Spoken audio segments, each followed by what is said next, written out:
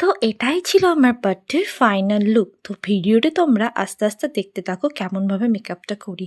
তো প্রথমেই আমি টোনার, ময়েশ্চারাইজার, প্রাইমার ইউজ করে নিয়েছিলাম। তারপরে ইউজ করেছিলাম একটা সিরাম বেস ফাউন্ডেশন যাতে ফেসটা পুরো গ্লোই লাগে।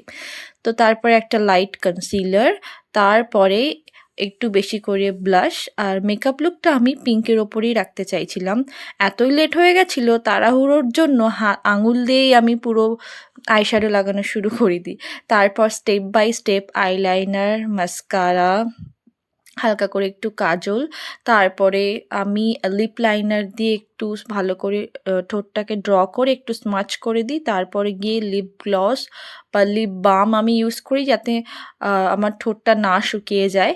তো তারপর বেরিয়ে গেছিলাম। ঈদের আগের দিন ছিল। রাস্তাগুলো দেখতেই পাচ্ছ এত সুন্দর সাজিয়েছে আর সেই রকম লেভেলের ভিড়।